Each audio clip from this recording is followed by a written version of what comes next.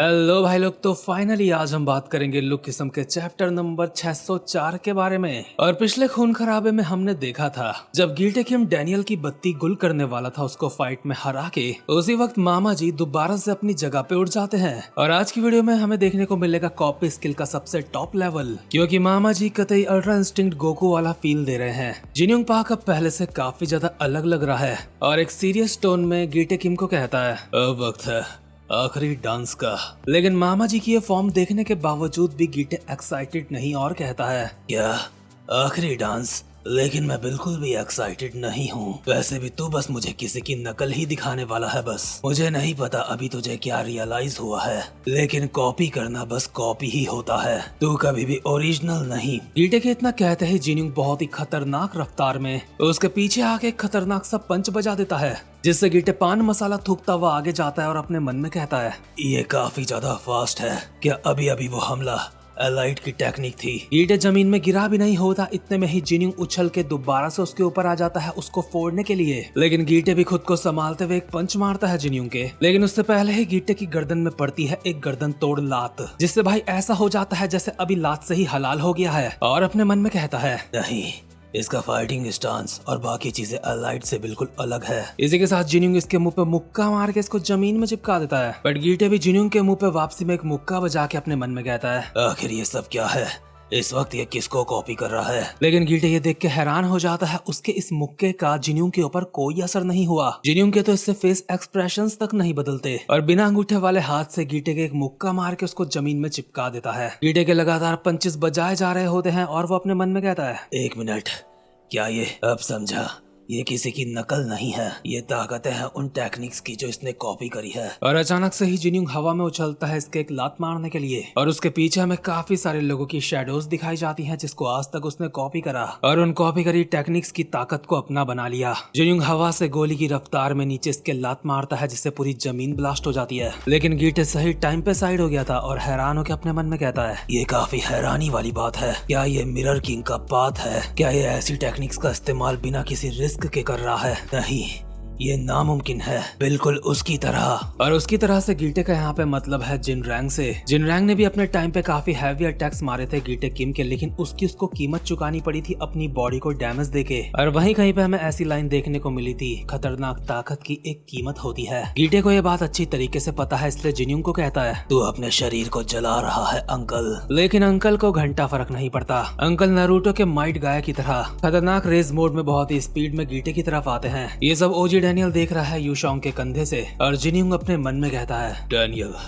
ये बात याद रखना, तुम्हें अपने यूनिक पाथ का रास्ता खुद बनाना होगा। अपनी खुद की यूनिक खासियतों के साथ तुम्हें अपना एक्सपीरियंस बिल्ड करना होगा। ये करने में मेरा पाथ तुम्हारी मदद करेगा, क्योंकि तुम्हारी खासियतें मेरी तरह है। अपनी आंखों से मुझे कॉपी करो और अपना पाथ ढूंढो। डैनियल ये सब देख ही रहा था, इतने में ही जिन्योंग चिल्ला के कहते हैं, डैनियल, तुम्हें गहरी सच्चाई का एहसास बहुत जल्दी होगा, और अगर सच का सामना करने के बावजूद भी तुम फाइट करते हो तो तुम्हें और ज्यादा ताकतवर होना होगा। लेकिन अंकल, जब ऐसा होगा तो तू वहाँ पे नहीं होगा, और ना ही वहाँ पे होगा डैनियल पार्क। ये बात गिल्टे ने ऐसे कही है जैसे साक्षात डेविल जमीन में उतर आया है। इस हैवान के चेहरे में जिन्योंग जैसे खतरनाक फाइटर को देख के भी स्माइल है। दूसरी तरफ यूशोंग, जो बेचारा पहले से गर्दन में चाकू खा के बैठा था, डैनियल और यूजिन को कंधे में उठा के भाग रहा है, वो भी वर्कर्स के बंदों के ऊपर जंप कर करके। लेकिन सोने में सुहागा तब हो जाता है जब व्हाइट क्रो पीछे से कुछ चाकू फेंक के मारता है, जिनमें से 2 चाकू यूशोंग के ही जाके लगते हैं, जो कि बेचारे के लिए गरीबी में आटा गीला वाली कहावत को यहाँ पे सच करता दिखाई दे रहा है। अगर यूशोंग थोड़ी खराब खोपड़ी का होता ना तो भाग भाग के कहता, सालों मरने भी चैन से नहीं देते। खैर 5 में से 2 चाकू तो उसके लग चुके हैं, लेकिन 3 चाकू से वो बच जाता है, और ये 3 चाकू मिस होने की वजह से व्हाइट क्रो कहता है, शिट,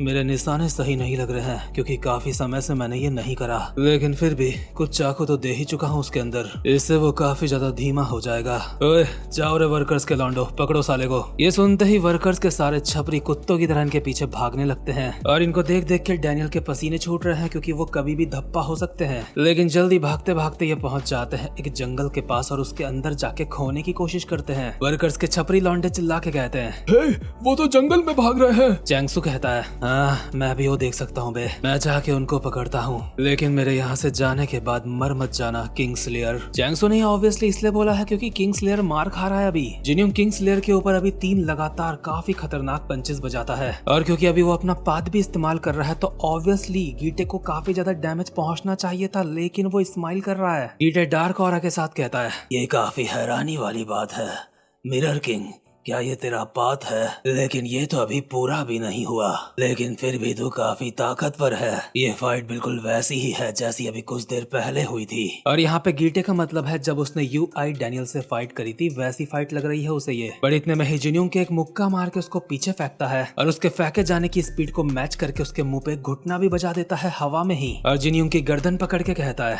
अंकल मुझे पता है इस वक्त तू अपने शरीर को उसकी लिमिट तक पुश कर रहा है, लेकिन चिंता मत कर, मैं इसको ज्यादा लंबा नहीं खींचूंगा। लेकिन जिन्यूंग भी इसकी गर्दन पकड़ के उल्टा इसको ही जमीन में पटक देता है और नीचे गिरे गीटे के जैसे ही मुंह पे घुटना बजाने वाला था, गीटे अचानक से ही उठ के साइड होके एक स्पिनिंग किक मारता है इसकी गर्दन के पीछे। साथ ही में जिन्यूंग भी इसके मुंह पे एक मुक्का चिपकाता है, लेकिन फिर जिन्यूंग के मुंह पे भी चिपकता है। इसके बाद दोबारा जिन्यूंग चिपकाता है और अपने मन में कहता है, भले ही अभी मैं अपनी बेकार कंडीशन में हूँ, उसके बावजूद भी मैं इसे ज्यादा डैमेज क्यों नहीं पहुंचा पा रहा हूँ? क्या ऐसा हो सकता है कि वो पाथ? लेकिन ये सोचते हुए जिन्यूंग जब इसके 2 और खतरनाक पंचेस बचाता है, इतने में ही गीटे दोबारा स्माइल करने लगता है। मतलब वो अलग ही लेवल का बंदा था जो मार खा के हंसता था। गीटे की स्माइल के साथ कहता है, अंकल लगता है तो अपनी लिमिट्स तक पहुंच चुका है, क्या तो अपनी पूरी ताकत अपने एक हमले में लगाने की सोच रहा है। जिन्यूंग दोबारा से माइट गाय वाले ऑरा के साथ तैयार हो जाता है एक और खतरनाक सा हमला मारने के लिए, और अपने मन में कहता है, कहीं ऐसा तो नहीं ये बात मेरी बॉडी का नहीं, मुझे इससे ऊपर उठना होगा, बार बार मुझे इससे ऊपर उठना होगा। और मुझे लगता है जिन्यूंग यहाँ पे यही सोच रहा है कि उसकी पाथ की वजह से उसकी बॉडी को डैमेज पहुंच रहा है। हालांकि जिन्यूंग मुझे बाकी के कुछ पाथ यूजर्स की तरह नहीं लगता जो बहुत जल्दी पाथ को यूज करके एग्जॉस्ट हो जाते हैं, क्योंकि मामा जी के पास एक्सपीरियंस की कमी नहीं। लेकिन कहीं ना कहीं जिन्यूंग को अब कुछ तो गड़बड़ महसूस हो रही है, लेकिन फिर भी बहुत ही रेज के साथ एक पंच बजाते हैं गीटे के मुंह पे। गीटे भी साथ में एक पंच बजाता है जिन्यूंग के मुंह पे, लेकिन ये पंचेस की लड़ाई में गीटे का पंच डोमिनेट कर जाता है और गीटे जिन्यूंग का गाल पंच के साथ लेके जाके जमीन में पटक डालता है। इसके बाद एक हाथ से जिन्यूंग के बाल पकड़ के दूसरे हाथ से कुल्हाड़ी उठा के हैवानियत भरे एक्सप्रेशंस के साथ चला भी देता है, जो देख के वर्कर्स के छपरियों के पसीने छूट चुके हैं। हमले के फोर्स से खून हवा में उछल चुका है, कुल्हाड़ी गड़ चुकी है और जमीन में काफी सारा खून बहे जा रहा है। ये हमले को जिन्यूंग डॉज नहीं कर पाया, ये बात तो ये पैनल देख के हमें समझ आती है। और गीटे अगल बगल के लोगों को कहता है, इसको ठिकाने लगाओ। और इसी के साथ ये एपिक चैप्टर यहीं पे खत्म होता है। वैसे जिन्यूंग के साथ डैमेज कितना ज्यादा सीरियस हुआ है ये तो हम अगले चैप्टर में ही देखेंगे, बट यार फाइट बहुत ज्यादा मजेदार थी, और अगर जिन्यूंग मर जाता है तो उसके लिए मुझे अच्छा नहीं लगेगा। बट जो भी हो, चीजें काफी ज्यादा दिलचस्प हो चुकी है, आगे और ज्यादा मजा आने वाला है। और बेस्ट से बेस्ट एक्सप्लेनेशन एक्सपीरियंस लेने के लिए आप चाहो तो चैनल को सब्सक्राइब भी कर सकते हो, ये पूरी तरीके से आप पे निर्भर करता है। बाकी मैं अब चलता हूँ, डिस्क्रिप्शन में इंस्टा और डिस्कॉर्ड के लिंक भी दे रखे हैं, चाहो तो वो भी देख सकते हो। खैर छोड़ो मत देखो, टाटा गुड बाय।